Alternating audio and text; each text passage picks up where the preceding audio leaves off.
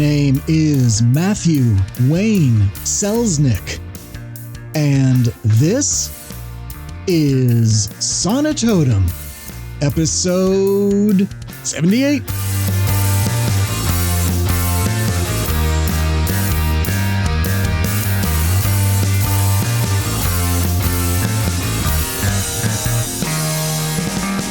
Hello, my friends. On this and every episode of Sonitotum, we talk about making stuff, mostly writing, finding success as we each define it, and staying healthy and sane in the process. Who am I to be speaking about such things with you? Well, I've been an independent creator since the mid to late 80s. I was one of the first podcasters, in fact, the 41st podcaster ever, since October of 2004. I've been a self-published author since, the fall of 2005. And in my day job, I help other writers, podcasters, and creators bring their works to fruition, to market, and to an audience. I've been doing it a long time, but you know what? It's always changing, this creative landscape. So I try to have a beginner's mind. I try to think of things and approach things as an experienced beginner because there's always something new to learn. There's always new ways to fail, new ways to succeed. And that's sort of what this podcast is all about. Every other episode, I share with you how it's been going in my creative life. Sometimes we talk specifically about finding success and how to do that and what that means. And interspersed and intermingled with all of that, we talk about staying healthy and sane because it's part of the process, right?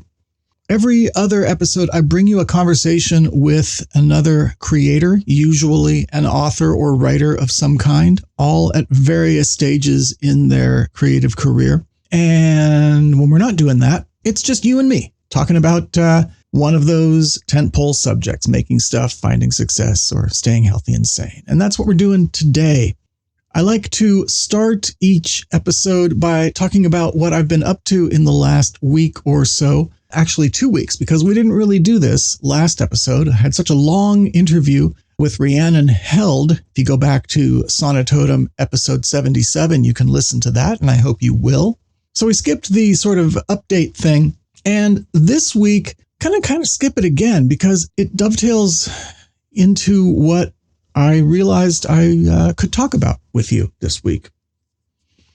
So some years ago, in fact, a little over 6 years ago, I wrote a blog post about procrastination and getting around it and getting past it and various things that one can do to that end. And I created a little image that I thought might be kind of a meme. I'm sure I probably posted it on Instagram, et cetera, et cetera. And it's just a picture of a sponge. And it says, eventually the sponge needs to scrub. You're done absorbing. Time to act. And I've recognized lately, the past 2-3 weeks, that I haven't done a whole lot of acting. I've done a whole lot of absorbing. I've done a whole lot of creation adjacent kind of stuff. And I haven't hated it. I've kind of been there for it, as the kids say. I feel a little bit of self-imposed guilt, a little bit of anxiety around the fact that I haven't written in a while, especially since I well remember telling you, dear listener, that, hey, maybe I'm back on the horse. Maybe this is the beginning of some kind of pattern. And it turned out to not be. I've been working a lot, and I've also been spending a lot of time helping my partner prepare for a thing that they have to do. In fact, that's going to take up a good portion of the following week, the week leading up to episode 79 as well. So I'm going to try to squeeze almost all of the creation of episode 78, this episode, and episode 79 into this current week, which, by the way, I'm recording this on Monday, April 3rd, 2023, here in the lush and lavish studios of MWS Media in Southern California. Anywho, I've got a lot going on that isn't about my own creative works. And when I do have a little bit of time, I've been, as I said, doing sort of creative adjacent stuff, learning Obsidian, the knowledge management platform that just might be my home base for all of my writing, my perfect writing software application, or as close to perfect as one can get, which I talked about hoping to develop several episodes back, and I'll have a link to that episode in the show notes. I've been kind of learning Obsidian and discovering what it can do and kind of bending it to my will. I've realized that I've been emulating a lot of what other people have done and using that, I think, as a way to learn the application. And the more I do that, the more I start to realize, oh, okay, but this is how I actually want to use it. This is how I would use it. Anyway, point is, I've been spending a lot of time doing that. I've been spending a lot of time thinking and reading. And I realized, in fact, just this morning, that what's happening is I'm on the other side of that meme that I created 6 years ago. The sponge, sometimes the sponge absorbs, and sometimes the sponge is used to scrub, to work, to act, right?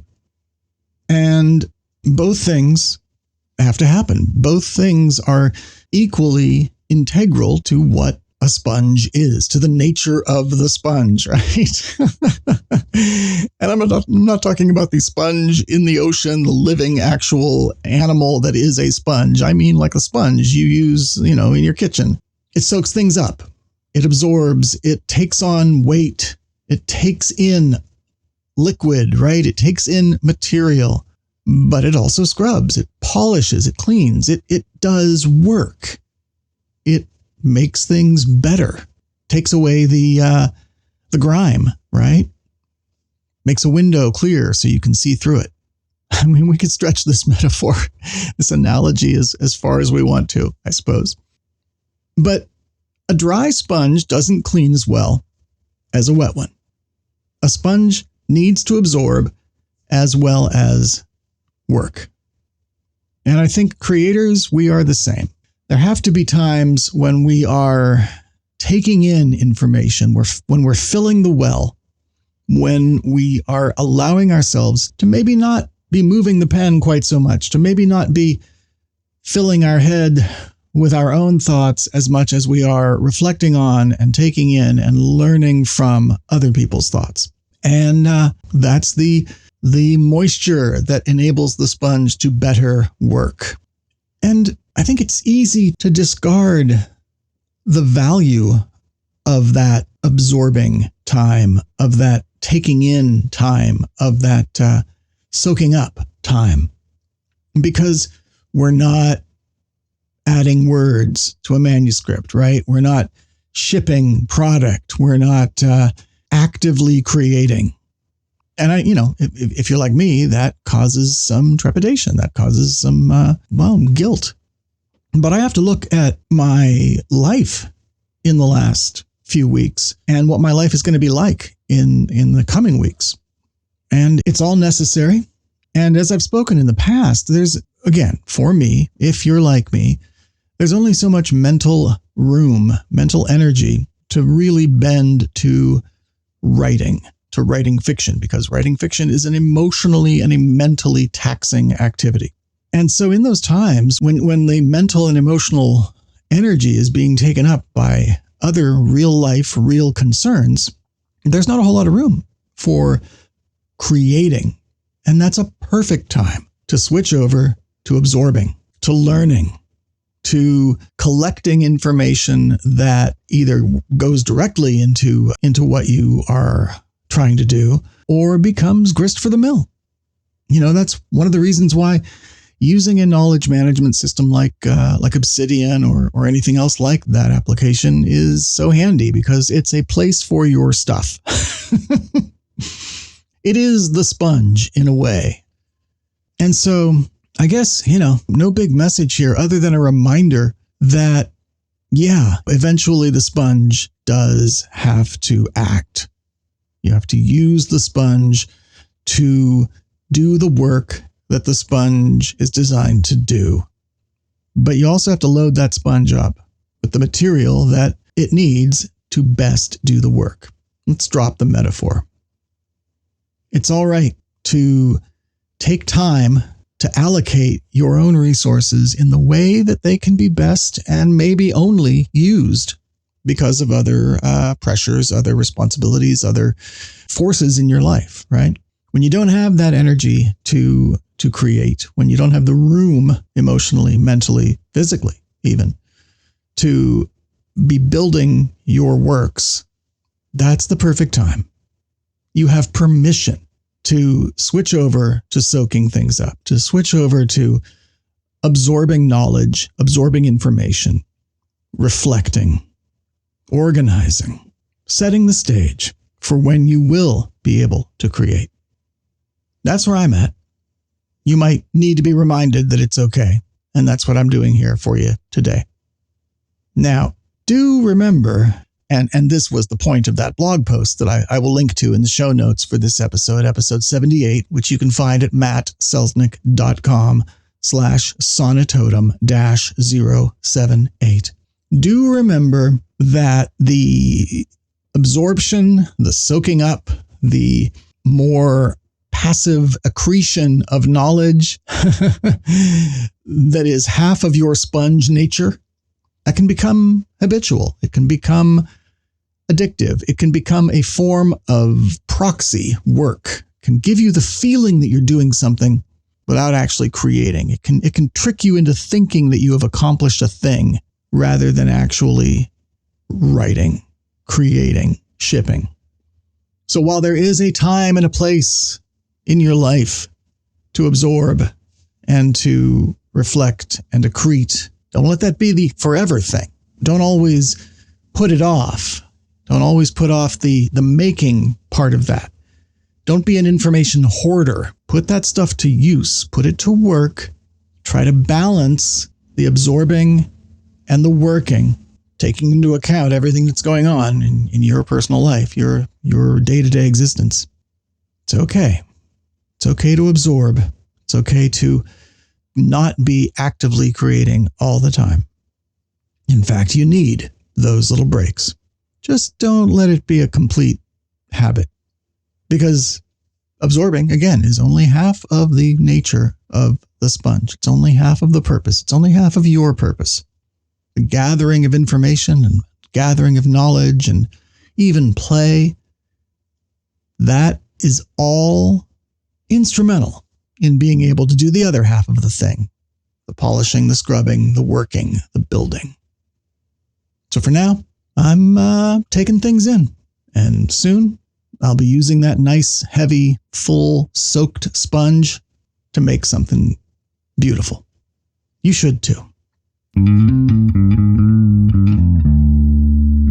Hey, if you've enjoyed this or any other episode of Sonitotum, I've got 3 things that I would love for you to do for me to help show your support for the show. The first thing is, if you haven't already, wherever it is that you get your podcasts, please subscribe for free to Sonitotum.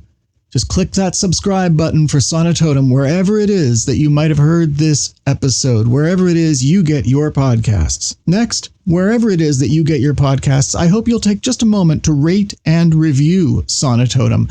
Tell the world why you enjoy the show and why other people should listen to it and subscribe for free. And finally, if you'd like to go the extra mile, you have the will and the means, I hope you'll consider becoming a patron of Sonitotum and my other creative endeavors. For just $5 a month, not only will you be a member of the Multiversalists community of writers and readers and creators, you will receive all kinds of special access, perks, and exclusive content, not least of which is the uncut, unproduced edition of every episode of Sonitotum. Just go to mattselznick.com/b-a-patron or visit patreon.com/mattselznick and pledge just $5 a month to support the show through your patronage.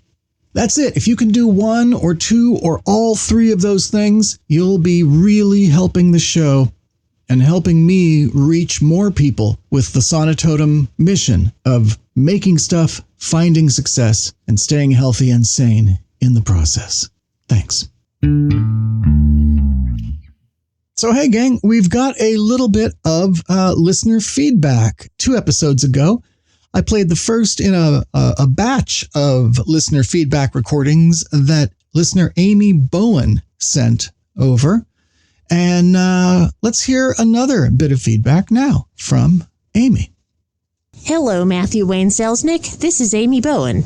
This is in response to Sonitotum Episode 60, One Writer's Toolkit. I wanted to say thank you for this episode, too. That was incredibly helpful. And yes, if you have one National Novel Writing Month, you can get a code for a 50% discount on Scrivener, which I took advantage of this year. And I would also like to thank you for introducing me to Mindomo, however they think you're supposed to pronounce it. It is so much fun to play with. You can use it to make family trees. I made a really nice to-do list in it, and I can absolutely see making a novel plot outline or a mind map or just generally collecting ideas for it. It really makes it easy to connect things together, and like you mentioned, infinite canvas with infinite zoom makes it really fun to play with, and feels like you're not limited in how much or how far you can spread out your ideas. So I'm really glad I started playing with that. Thank you very much for your helpful and valuable episode content. I continue to encourage you to continue recording.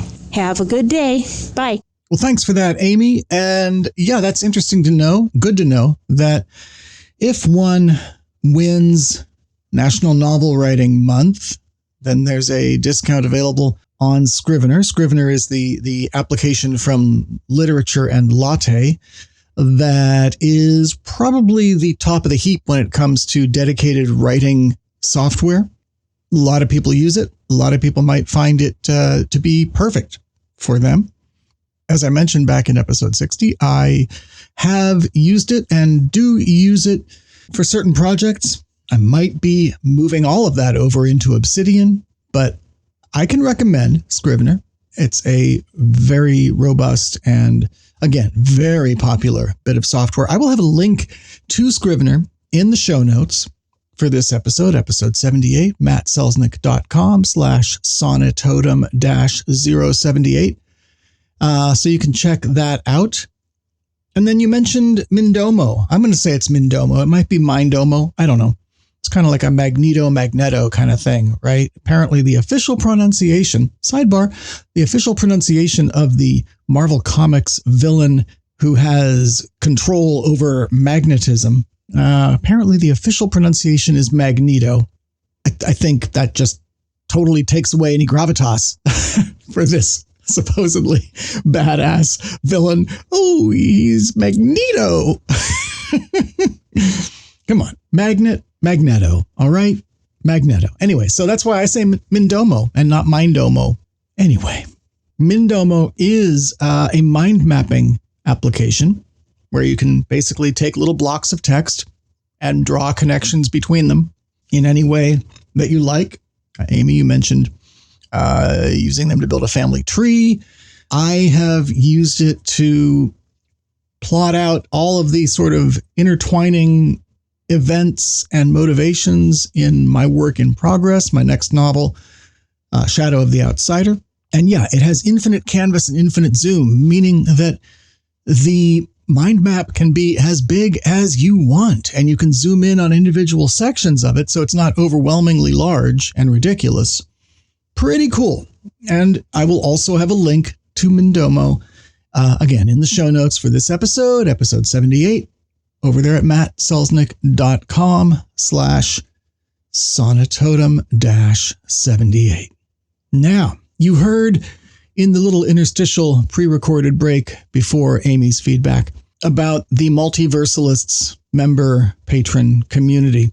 Allow me, as I always try to do in every episode, allow me to thank my current and my consistent and persistent little band of patrons who you are welcome and encouraged to join for just $5 a month. Thank you to Chuck Anderson, Amy Bowen, J.C. Hutchins, and Ted Leonhardt.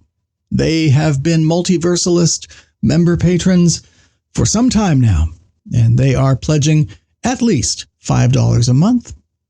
You can do the same thing. Just go to mattselznick.com/b-a-patron and help support the show, the hours and hours and hours that go into making Sonitotum. For instance, if you listened to the interview with Rhiannon Held in last episode, Sonitotum 77, that took just short of 8 hours to create, from our conversation through editing down the hour and a half to the hour that you heard in the show, to creating the final mix down and the YouTube version. Oh yeah, you can get Sonitotum on YouTube as well. Yes, of course, there'll be a link to that in the show notes.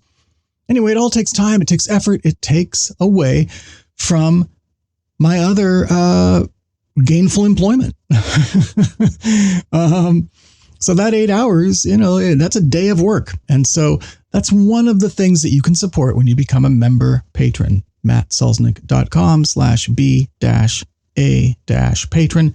Just as Chuck Anderson, Amy Bowen, J.C. Hutchins, and Ted Leonhardt have done and continue to do. And I'm so grateful to them. Thank you, everybody. All right. So I would love your feedback on this episode or any episode of Sonitotum, but in particular, what are your thoughts on balancing taking in information and feeding your creative beast, adding grist to the mill, filling the well so that you have a wellspring of creativity, balancing that absorption period with active creating? What's been your experience with that? Do I have it all wrong? Should I be doing both simultaneously? Do I have no excuse for for not creating in times of greater activity in the, let's call it grudgingly call it the real world? I would love your thoughts. You can, as always, just leave your comment in the show notes for this episode, Sonitotum episode 78, or you can send me an email to matt@mattselznick.com. You can do like Amy did and record a brief voice message and email me that at matt@mattselznick.com. Your feedback makes this a conversation. It makes this a community. So I do encourage you to let your thoughts be known on this. All right. In episode 79, I will have a conversation, speaking of conversations, with the speculative playwright Monica Cross. So make sure you're subscribed for free to the show, wherever you get your podcasts, and stick around for that next episode with speculative playwright Monica Cross in Sonitotum 79, coming out just about another week from when you first hear this. My name is Matthew Wayne Selznick. Take care.